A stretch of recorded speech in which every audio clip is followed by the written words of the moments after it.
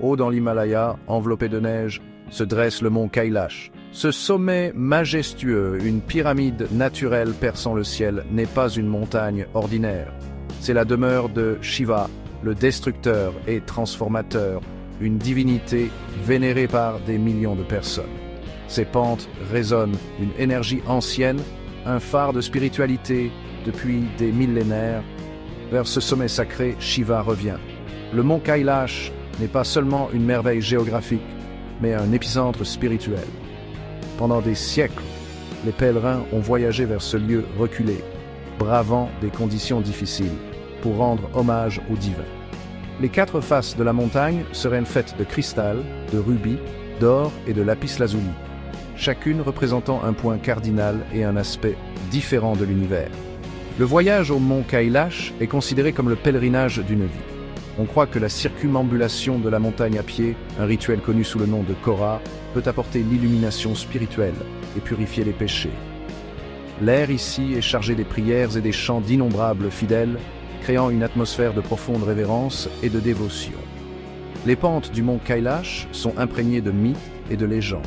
On dit que la montagne est l'Axis Mundi, le centre du monde, reliant le ciel et la terre.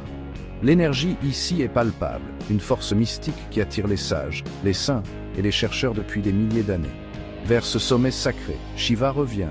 Le sommet, souvent enveloppé de nuages, serait le trône de Shiva, où il médite et contemple le cosmos.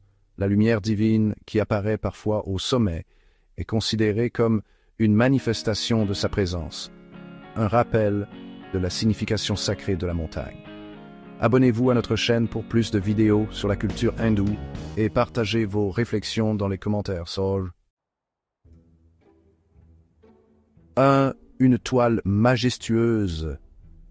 L'air se raréfie, les températures chutent, un paysage impitoyable se dévoile. Des pics déchiquetés griffent le ciel, projetant de longues ombres menaçantes.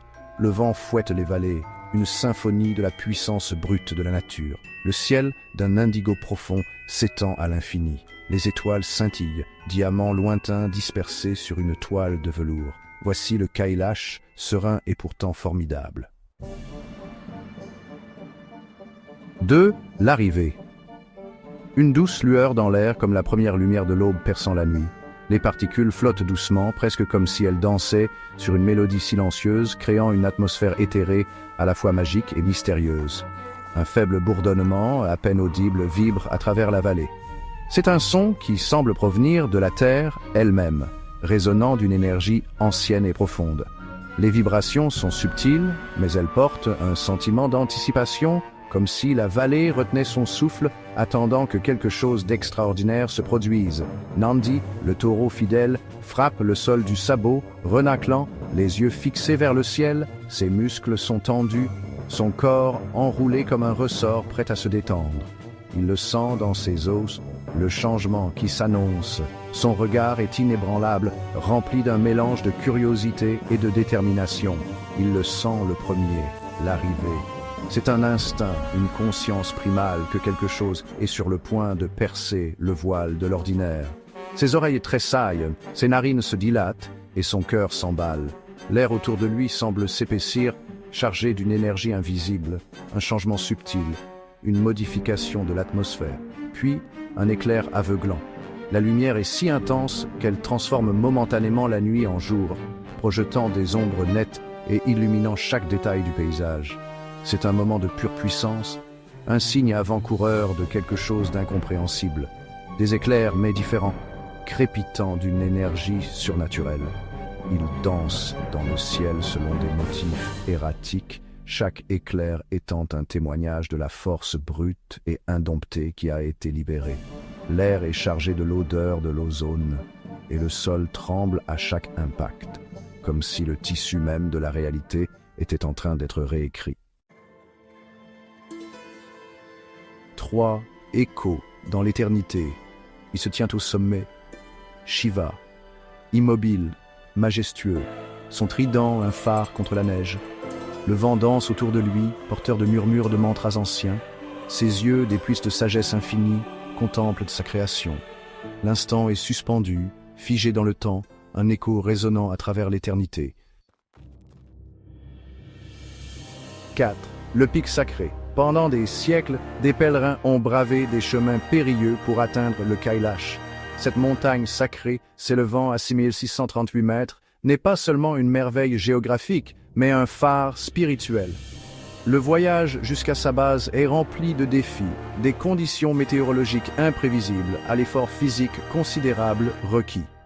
Pourtant, chaque année, des milliers de personnes entreprennent ce pèlerinage, poussés par une foi inébranlable et un profond sens du but. Ils encerclent sa base, un kora, le voyage d'une vie. Le kora, une circumambulation rituelle, est censé purifier les péchés et apporter des mérites spirituels. Chaque pas effectué sur ce chemin est un pas vers l'illumination, un pas vers la compréhension des mystères de la vie et de l'univers. L'air est chargé des chants et des prières des dévots, chacun faisant écho aux espoirs et aux rêves d'innombrables générations. C'est un témoignage de foi, un désir ardent de quelque chose de plus grand qu'eux-mêmes. Les visages des pèlerins, marqués par les épreuves et la détermination, racontent des histoires de croyances inébranlables. Dans leurs yeux, on peut voir un reflet du divin, un aperçu de l'éternel. Leurs prières, murmurées ou chantées, s'élèvent comme de l'encens, tissant une tapisserie de dévotion qui les lie au pic sacré. L'arrivée de Shiva au Kailash est plus qu'un voyage, c'est un retour.